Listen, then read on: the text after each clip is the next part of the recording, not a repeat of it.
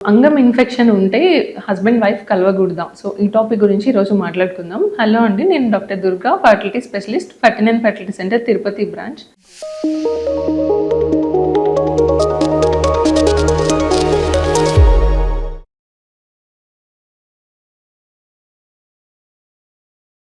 So చాలామంది మెన్‌కి అంగం infection అనేది ఉంటది.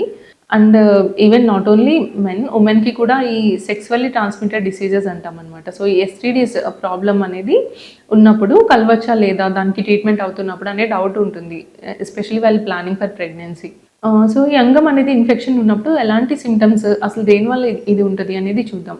ఈ సెక్సువల్లీ ట్రాన్స్‌మిటెడ్ డిసీజెస్ అంటే గనేరియా, క్లెమేడియా అనేవి మోస్ట్ కామన్‌గా చూస్తుంటామనమాట. సో ఈ ఇన్ఫెక్షన్స్ ఉన్నప్పుడు మెన్‌లో అయితే చిన్నగా ఏదైనా డిశ్చార్జ్ రావడం కానీ, ఎరుపుగా అవ్వడం, ఏదైనా చిన్న చిన్న లీజన్స్ లాంటివి రావడము. సో ఇలాంటి సింప్టమ్స్ మెన్‌లో చూస్తుంటాం. అండ్ ఉమెన్‌లో అయితే ఏదైనా వెజైనల్ డిశ్చార్జ్ రావడము, ఎక్కడ ఇచ్చింగ్ అంటే దురదగా ఉండడం కానీ, లేదంటే ఫౌల్ స్మెల్లింగ్ రావడం, చెడు వాసన రావడం. సో ఇలాంటి సింప్టమ్స్ ఉమెన్‌లో చూస్తుంటామనమాట. సో ఈ ఇన్ఫెక్షన్స్ ఉన్నప్పుడు మీరు కన్సల్ట్ అయినప్పుడు మీకు ఎగ్జామినేషన్ చేసి మీకున్న టైప్ ఆఫ్ ఇన్ఫెక్షన్ బట్టి ట్రీట్మెంట్ అనేది చెప్తామనమాట.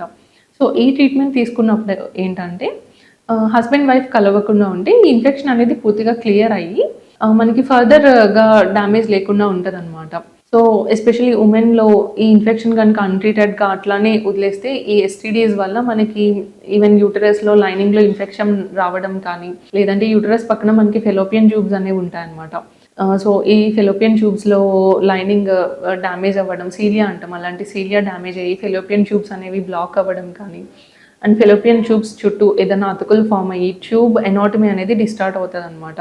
సో దీనివల్ల ఇన్ఫర్టిలిటీ ప్రాబ్లమ్స్ అనేవి వస్తాయి. సో అన్‌ట్రీటెడ్‌గా దీనివల్ల పెల్విక్ ఇన్‌ఫ్లమేటరీ డిసీజ్ అనేది రావడము. సో ఇలాంటి ప్రాబ్లమ్స్ అనేవి వచ్చి ఇన్ఫర్టిలిటీ వస్తుంది కాబట్టి, ఇలాంటి ఇన్ఫెక్షన్ రిలేటెడ్ సింప్టమ్స్ ఏమన్నా ఉంటే మీరు డాక్టర్‌కి చూపించుకొని, సో దాన్ని బట్టి ట్రీట్మెంట్ తీసుకొని, ట్రీట్మెంట్ తీసుకునే టైంలో ఇట్లా అబ్స్టినెన్స్ అంటే హస్బెండ్ వైఫ్ కలవకుండా ఉండడం వల్ల కంప్లీట్‌గా క్లియర్ అయ్యాక ఈ ఫర్టిలిటీ అనేది ఇంప్రూవ్ అవుతదనమాట. So hope this video is helpful to you అండి. Thank you.